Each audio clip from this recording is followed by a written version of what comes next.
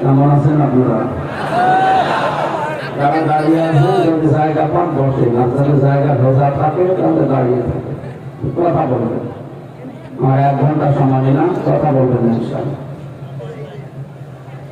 আলহামদুলিল্লাহি রাব্বিল মাশরিকাইন ওয়া রাব্বিল মাগরিবাইন আল্লাযী খালাকা কুল্লা শাইইন যাওজাইন ওয়া আওজাবা আলাইনা আল-ইহসানা বিল ওয়ালিদাইন ওয়া নাশহাদু আন লা ইলাহা ইল্লাল্লাহু ওয়াহদাহু লা শারীকা লাহু ওয়া আশহাদু আন্না মুহাম্মাদান আবদুহু ওয়া রাসূলুহু الذي أرسله بالحق بشيرا ونذيرا وداعيا إلى الله بإذنه وسراجا منيرا فقد قال الله تعالى في كلامه المجيد وبرهانه التوحيد.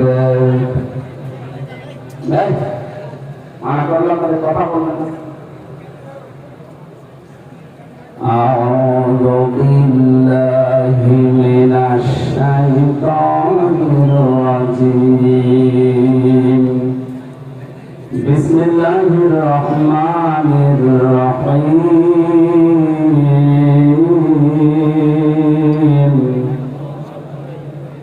لقد صدق الله رسوله الرؤيا بالحق لتدخلن المسجد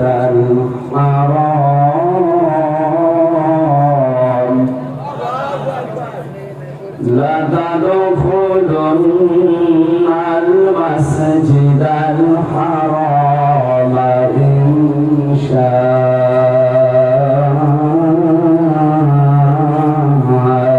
الله آمين. صدقت يا ربنا. عن أبي هريرة رضي الله تعالى عنه قال قال النبي صلى الله عليه وسلم من تمسك بسنتي عند حصاد أمتي فله أجر 100 شهيد. رواه ابن ماجه. وقال تعالى في شأن رسوله وما زادهم إلا إيمانا وتسليما. اللهم صل على سيدنا مولانا محمد وعلى آل سيدنا. খেয়ে না খেয়ে দিন প্রচারের কাজে নিজেকে দিয়ে সবই নিয়ে তায়েফের কাফেরেরা চিনল না আলো দুষ্ট ছেলেদের কিছু বিরোধে দিয়ে পাথরের আঘাতে ক্ষত বিক্ষত হয়ে সারা শরীর থেকে রক্ত ঝরে। হে রাসূল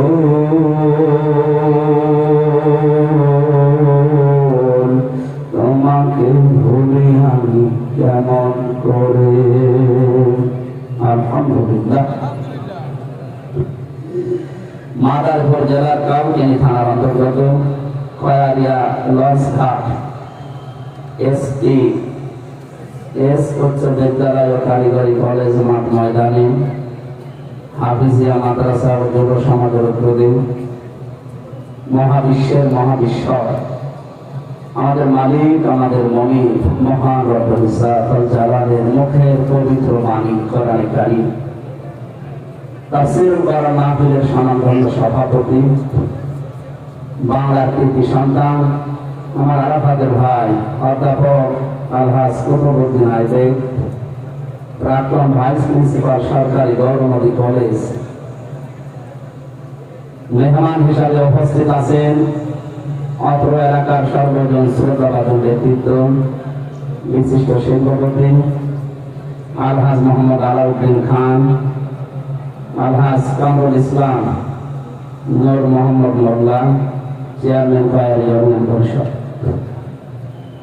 অত্র মাদ্রাসার সম্মানিত সভাপতি মাস্টার গিয়াসউদ্দিন ফকির, জনাব নাসিরউদ্দিন ফকির সহ যার মাধ্যমে এখানে এসেছি আপনাদের এলাকার পরিচিত জন। কোন সন্তানটা হাসপাতালে আছে, এখনো পর্যন্ত আইসিইউতে, কঠিন অবস্থায় তিনি কোরআনে কারিমের অনুষ্ঠানে ছুটে এসেছেন।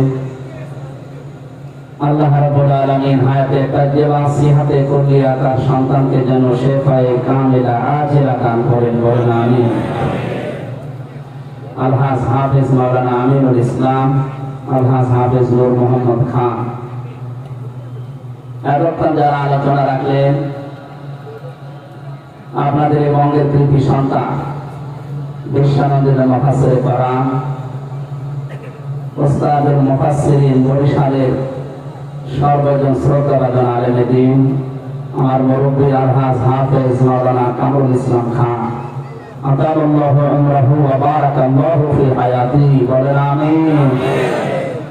আলোচনা রেখেছেন মাওলানা হুসাইন আহমেদ মাহফুজ, আপনাদের মাদারীপুরের সন্তান হাফেজ মাওলানা মুফতি আব্দুল্লাহ আল মামুন, হাফেজ কারি মাওলানা শামীম ওসমান, মামলাসানা অন্যান্য ওলামা ইকরাম। যেহেতু এটা স্কুল এবং কলেজ, এখানে শিক্ষক শিক্ষিকা মন্ডলী আছেন, সবার জন্য দোয়া করছি। ওয়ারফা'না লাকা যিকরাক, আল্লাহ তাদের সম্মান মর্যাদা দুনিয়া আখিরাতে যেন আরো বাড়িয়ে দেয়। সামনে বসা মুসলমান ভাইরা, পর্দার আড়ালের সম্মানিতা মা এবং বোনেরা, প্রশাসনের ভাইরা, বিশেষ করে বাংলাদেশ সেনাবাহিনীর যারা এসেছেন, এরা আমাদের গর্ব। পুলিশের প্রতি যে ধারণাটা এখনো পর্যন্ত মানুষের যায়নি, এই সাধারণ এদের জন্য না, একটা কোলাঙ্গার ছিল উপরে দাঁড়িয়ে তাদের জন্য। আমরা তাদের শাস্তি দাবি করছি, বিশেষ করে সাবেক আইজি বেনজির, বেনজির, এর নজির নেই দুনিয়ায়। গোপালগঞ্জের আমার মনে হয় 4 ভাগের 3 ভাগই তার নাম। আরো বাংলাদেশের বিভিন্ন জেলা যেখানে যাবেন বেনজির। এই কিছু মানুষের কারণে আজ প্রশাসনের এই পুলিশ দেখলেই মানুষ ঘৃণা করে, মারতে চায়। কুষ্টিয়ায় আমার বাড়ির নিচে যে পুলিশ পাড়া থাকতো, 5 তারিখের পর থেকে যে কোথায় গেছে আল্লাহ জানে। আর খুঁজে পাচ্ছি না। আমার সামনে 14 জন মারা গেছে কুষ্টিয়ায় 5 তারিখে। দুজনে পুলিশের প্রতি মানুষের এত রাগ। আপনি কেন এই চালাতে গেলেন?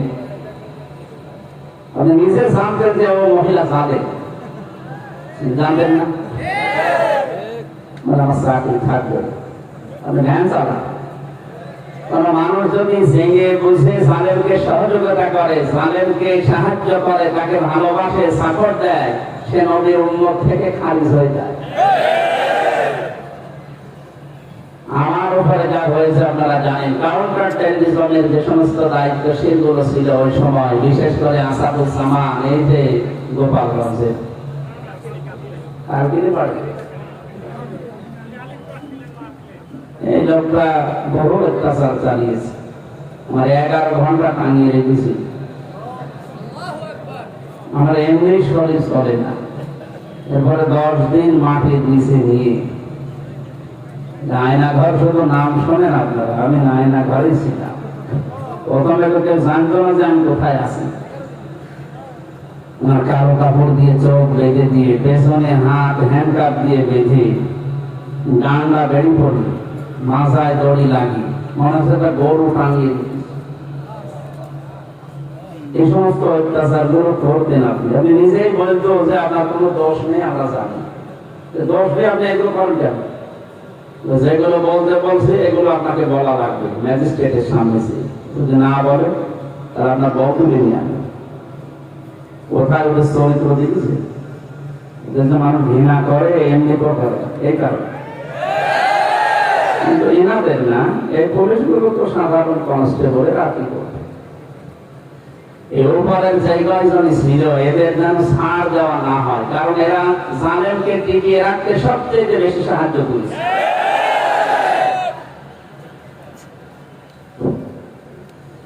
অন্তর্বর্তীকালে সরকারের প্রধান যিনি আছেন, তিনি এখন যা শুরু করেছেন, এটা যদি অব্যাহত থাকে বৈষম্য দূর হয়ে যাবে ইনশাআল্লাহ।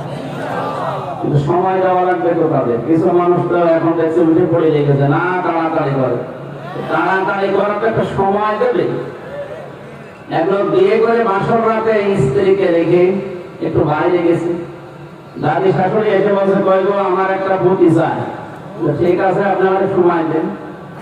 শাশুড়ি এসে বলছে আমার একটা নাতি চাই। ঠিক আছে, সময় দেবেন তো। ননদ এসে বলছে আমার ভাতিজা চাই। দেবর এসে বলছে আমার ভাতিজা চাই। স্বামী কিছুক্ষণ পরে এসে বলছে আমার বেবি চাই। বউ মুখ করে বলছে তোমার কিছু পাগলের বংশ। আমি কেবল আসলাম, এখন আমার কিছুই হয়নি। অন্তত 10 মাস 10 দিন সময় দেবেন, তারপরে তো আপনার নাতি চাই, পতি চাই, ভাতিজা চাই, বেবি চাই, তারপরে সব দেবো। আমি বসতে পারলাম না বাসর ঘরে, আর আপনি সব চাচ্ছেন। আমি কি ওগুলো ভ্যাকসিনেট করে নিয়ে আসবো? দায়িত্ব কেবল ছাত্র জনতা তাদের দিয়েছে। ওরাকে ভ্যাকসিনেট করে এই 1628টা চেয়ার একদিন পাঠিয়ে ফেলবে। কয়েকদিন আগে আমার মামলা সব খারিজ হয়ে গেছে। আমি মনে করলাম জিজ্ঞাসা করি যে মাননীয় আদালত, এই মামলা তো আপনার হাতে ছিল 3 বছর, আপনি তো 3 বছরে এখান থেকে এখানেও লড়াননি। 2 মাস 3 মাস পরে পরে উঠতো মামলা, বলতে দিন না, হবে না। হবে না কেন এটাও আপনি বলতেন না। এখন বলছেন যে এই মামলা কোন মাল কি দেখে বিচার ফেলে দিচ্ছে। এতদিন যদি ফেলে দিতেন তাহলে 3 বছর আমার জেলে থাকা লাগে। উনি এই কথা বলতেছে, হলো কিছু করার নেই, আমার হাত বাঁধা আছে। কি বাধা? আপনারা জানেন বাংলাদেশে 1628টা চেয়ার আছে। কয়টা? এই চেয়ার না, পালিয়ে গেছে ওনার থেকে শুরু করে আপনাদের এই উপজেলা চেয়ারম্যান পর্যন্ত 1628টা মেন চেয়ার ছিল। তার ভেতরে 1627টা চেয়ারের হাত বাঁধা ছিল, শুধু একটা হাত খোলা ছিল। এখন যেহেতু সব হাত খুলে যাচ্ছে, আমরা চাই বৈষম্য বিরোধী ছাত্র আন্দোলনের মাধ্যমে যে 9 দফা ছিল, কারো হাতে দেশে বাধা থাকবে না, সব থাকবে আবু সাইদের মতো উন্মুক্ত ইনশাআল্লাহ। আমরা এটা চাই না। এটা 100 ভাগ যদি পূরণ করতে চান তাহলে আল্লাহরই কোরআন লাগবে। আমার হাকামা বিহি আদালা, কোরআন দিয়ে বিচার ফায়সালা না করলে আপনি ন্যায় বিচার কায়েম করতে পারবেন না। প্রশ্ন আসতে পারে, বিশ্বের উন্নত দেশে কোরআনের আইন চলে না, সেখানে ন্যায় বিচার নেই? না, নেই।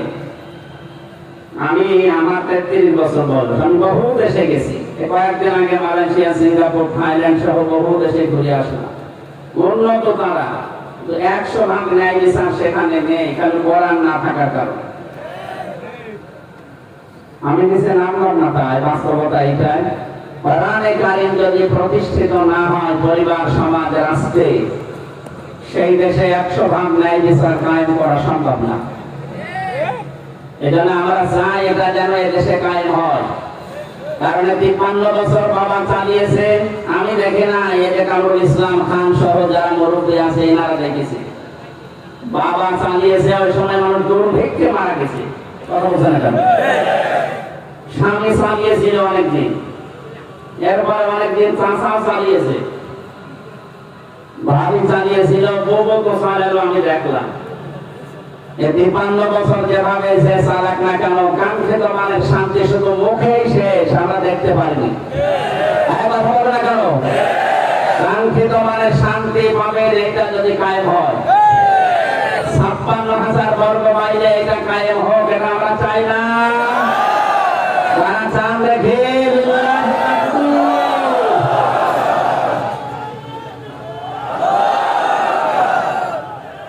আলহামদুলিল্লাহ।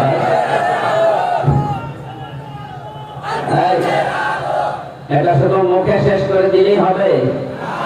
বলেন? এবার একটা হাদিস বলছি, দেখেন তো বাস্তবতা আপনি মেনে নিতে পারেন কিনা।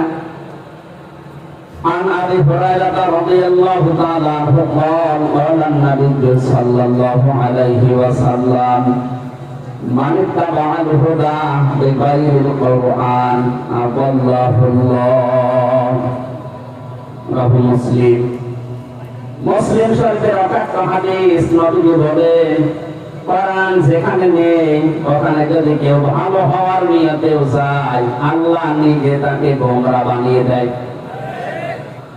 এখানে আলেম আছে অনেক জিজ্ঞাসা করেন শব্দটা আল্লাহ নবী যদি দল্লা দিতেন দল্লা ইয়াদিল্লু সূরা মুজাররদের কায়দা বাংলা অর্থ দ্বারা তো আপনি নিজেই নিজেকে গোমরা বানিয়ে ফেলেছেন।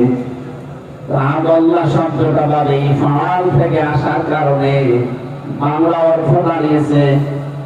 আপনার হয়তো নিয়ত ভালো ছিল, আপনি ভালো নিয়তে গিয়েছিলেন কোন জায়গায়, কিন্তু কোরআন সেখানে ছিল না। এই জন্য আল্লাহ নিজে দায়িত্ব নিয়ে আপনাকে খারাপ বানিয়ে দেবে। বিবেক যদি থাকে, মাথায় মগজ থাকলে ভাবেন, আমার তো মনে হয় হেদায়েত পাওয়ার জন্য নবীর এই হাদিসটাই যথেষ্ট। কি বললেন নবীজি? যেখানে কোরআন নেই ওখানে যদি কেউ ভালো হওয়ার নিয়তে চায় তাকে আল্লাহ খারাপ বানাবে নিজে দায়িত্ব নিয়ে। এটা বাস্তব প্রমাণ। বাংলাদেশের বিভিন্ন মাজার গুলো এখানে তো মানুষ ভালো হওয়ার নিয়ত নিয়ে যাচ্ছে, আমার কুষ্টিয়ার লালনের মাজারে মানুষ যায় খারাপ নিয়তে যায় না। মানুষ মনে করো ওখানে আল্লাহ বলি শুয়ে আছে যায়, অনেকে বউ ছেলে মেয়ে বেটার বউ সব নিয়ে চলে যাচ্ছে। কি হয় ওখানে? কোরআনের কোন নিয়ম নীতি আছে? প্রকাশ্য শিরক চলছে। এমনকি সারা দেশে মিলে আপনি সেই কয়মন গাঁজা না পাবেন, লালনের চলাকালে সেই কয়মন গাঁজা ওখানে পাওয়া যায়। পুলিশ পাহারা দিয়ে আরো গাঁজা খায়, আমরা আসছি। এই জায়গায় যে মানুষ আসছে সেই কুড়িগ্রাম থেকে, পঞ্চগড় থেকে, চট্টগ্রাম থেকে আসে, এই মাদারীপুর বরিশাল থেকে মানুষ যারা যায়, একটারও নিয়ত খারাপ না। আপনি যদি জিজ্ঞাসা করেন কেন এসেছেন, বলবেন আল্লাহর ওলির দরবারে। ওখানে যেহেতু কোরআন চলে না, কোরআনের নিয়ম নীতি নেই, এখানে ওখানে গেলে খারাপ বানিয়ে দেয় আমির হামজা। এই বলেন বলেন নবীর শব্দ চয়ন দেখেছে আল্লাহ নিজে খারাপ বানাবে। এই হাদিসের বাস্তব এখন আমাদের বাড়ি নিয়ে যাওয়া লাগবে। আজকে ময়দানে সিদ্ধান্ত নেন, এখানে শুধু আমার সামনে 10,000 মানুষ না, আমার সামনে এখন 18 কোটি মানুষ বসে আছে। সবার সামনে আমি আহ্বান জানাচ্ছি, কোরআন যেখানে নেই ওই দরবার যদি আমার বাবাও তৈরি করে, আমি ওই দরবারে নেই। কোরআন যে রাজনৈতিক দলের কর্মসূচিতে নেই, ওই দলের প্রতিষ্ঠাতা আমার বাবাও যদি হয়, আমি ওই দলে আর নেই না। এটা ঠিক রাখতে পারবে না জান। এজন্য এটা দ্বিতীয়বারের আওয়াজও তুমি আপনি কি খারাপ হতে চান, গোমরা হতে চান আল্লাহর পক্ষ থেকে? কেন আসলেন কষ্ট করে গরমের ভেতরে? যদি হাদিস মেনে নিতে না পারেন, হাদিস তো আমি বানালাম নাকি? বলেন। আমি আপনাকে বাঁচাতে চাচ্ছি। আপনি যত বড় পীরের কাছে যান না কেন, হেদায়েত পাবেন না। কারণ কোন পীরের হাতে আল্লাহ এটা ছেড়ে দেয়নি, এটা আল্লাহ নিজের হাতে রেখেছে। আর আল্লাহ নিজে বলছেন আমি তোকে গোমরা বানাবো। তুই কোরআন যেখানে নেই ওখানে গেলি কেন? হাদিসটা যদি আজ আমরা বাংলাদেশের 18 কোটি মানুষ মেনে নিতে পারতাম, এদেশে ইসলাম কায়েম হতে 18 ঘন্টায় যথেষ্ট। কথা কতদূর গেল আপনি টের পেয়েছেন? আশা করছি আপনি মেনে নেবেন। এরপরও যদি বলেন না একটু ভাবি, আপনি ভাবতে ভাবতে গোমরা হয়ে যাবেন। এই মুহূর্তে সিদ্ধান্ত যারা নিতে পারেন তারা শুধু হাত তুলবেন যে কোরআন যেখানে নেই ওখানে আমি নেই। সাবধানে আমরা হাত তুলবেন। না, এই দেখেন হাত নাম ফিরিস। ঠিক আছে, আলহামদুলিল্লাহ ভাই, মাহফিল সাকসেস। যান, আমি এবার মোনাজাত করি। কি আপনি এরপরও ওয়াজ আছে মনে করছেন? কামরুল সাহেবকে জিজ্ঞাসা করলে এরপরে ওয়াজ থাকে কিনা?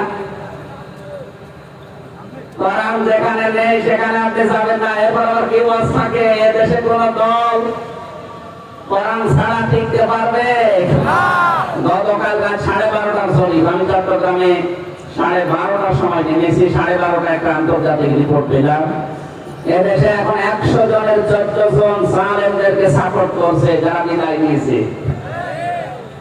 100 জনের 28 জন মানুষ এখনো পর্যন্ত জেনারেল যে দলগুলো আছে, সে দলই হোক, আমি নাম নিলাম না, তাদেরকে এখনো সাপোর্টে আছে। খুশির বিষয় 100 জনের 58 জন মানুষ এখন ইসলাম এদেশে কায়েম হোক এটা চাচ্ছে।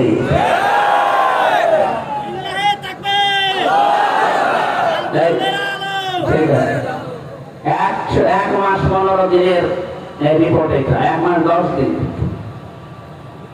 গত আগস্ট মাসের 5 তারিখ থেকে আজকে সেপ্টেম্বরের 20 তারিখ, এই 19 দিন আর ওইদিকে 25 দিন, এই সময়ের ভেতরে যদি 35 থেকে আজ 58 পর্যন্ত চলে এসেছে। মাত্র 35 জন চাইতো যে দেশে ইসলাম কায়েম হোক।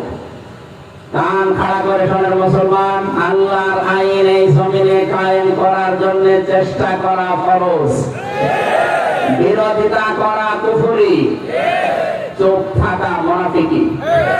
আপনি এখন কোন দলে যাবেন?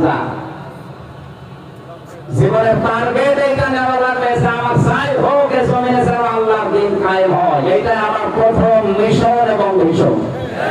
এটা যদি কেউ রাজনীতি মনে করে, হ্যাঁ এটাই আমার রাজনীতি, কারণ দুনিয়ার প্রত্যেকটা নবী এটা করেছিল।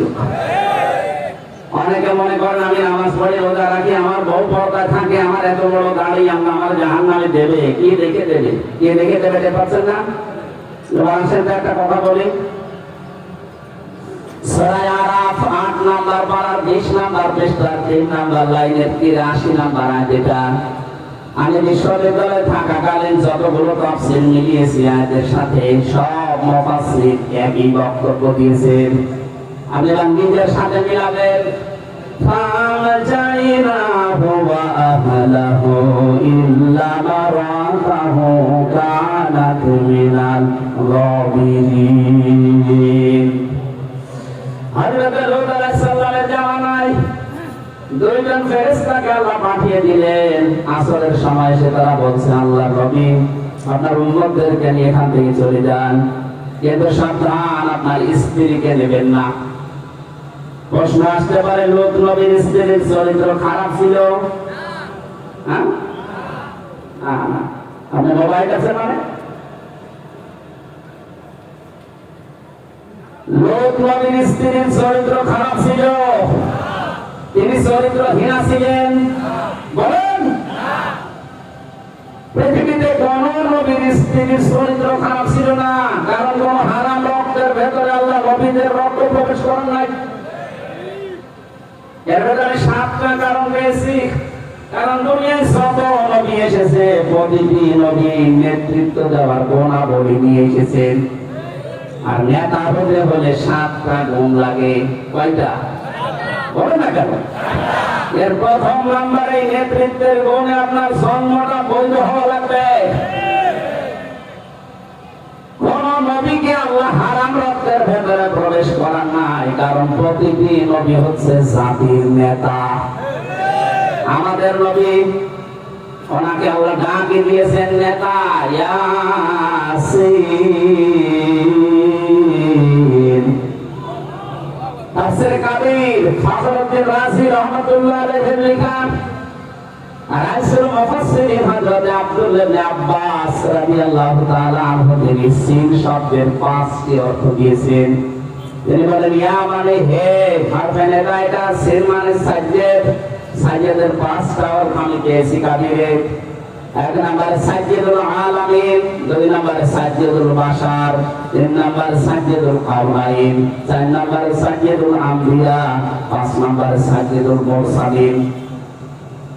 আল্লাহর ঘোষণা দেওয়া নেতা এই দুনিয়ায় মাত্র একজন, তিনি আমাদের নবী মুহাম্মদুর রাসূলুল্লাহ। আল্লাহ নিজে ডাক দিচ্ছেন, হে নেতা।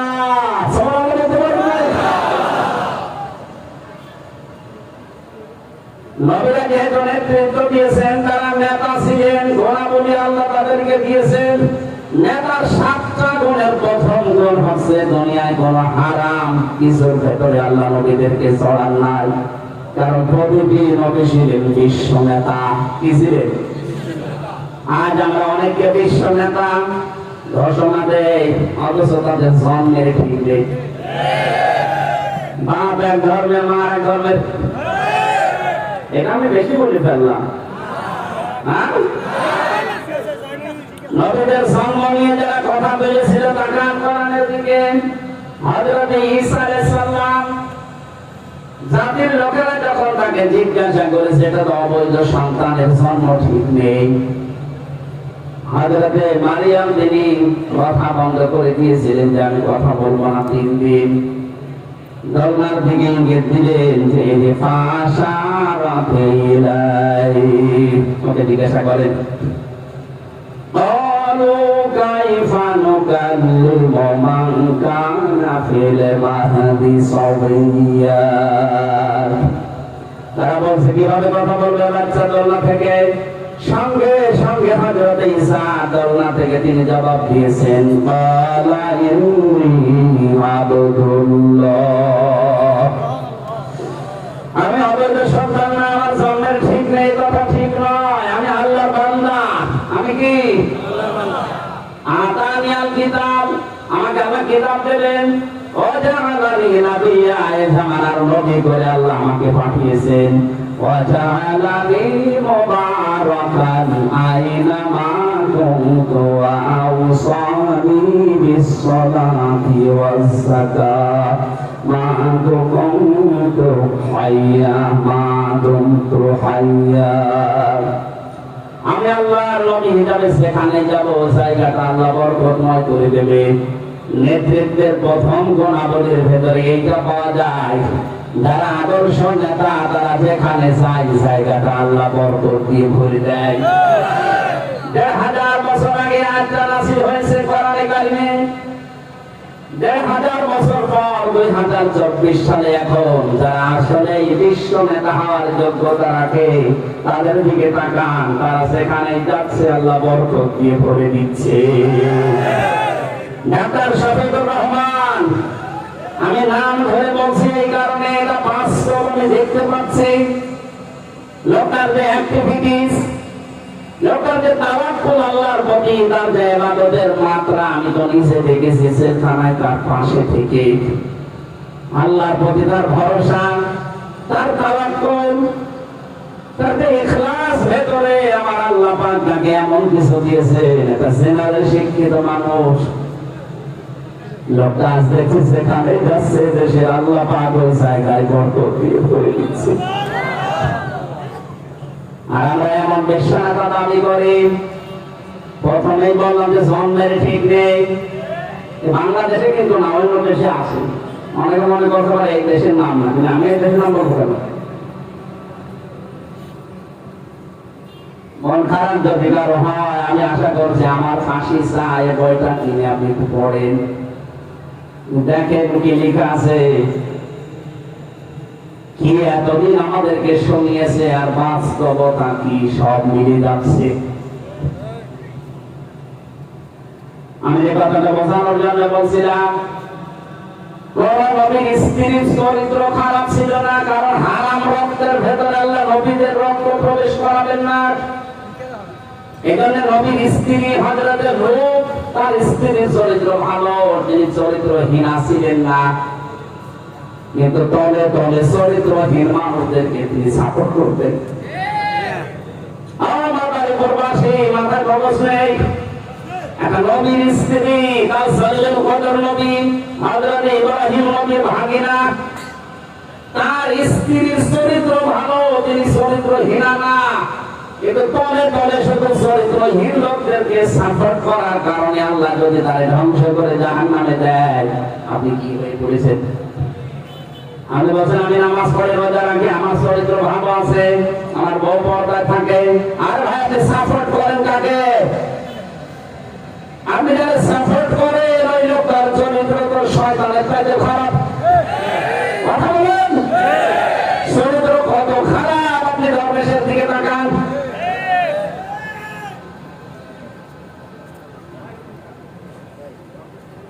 এবার একটা গোপন কথা বলছি, যারা এতদিন উল্টাপাল্টা মনে করেন যে না এটা রাজনীতি, কখনোই না, এটা আখিরাতের সাথে সম্পৃক্ত। এই জন্য আমি বলছি, নয়তো বলতাম না একবার দিয়ে। সূরা বানী ইসরাঈল ৮ নম্বর ১৫ নম্বর পারা ৮ নম্বর পৃষ্ঠার ৩ নম্বর লাইনের ৭২ নম্বর আয়াতের প্রথম অংশে আছে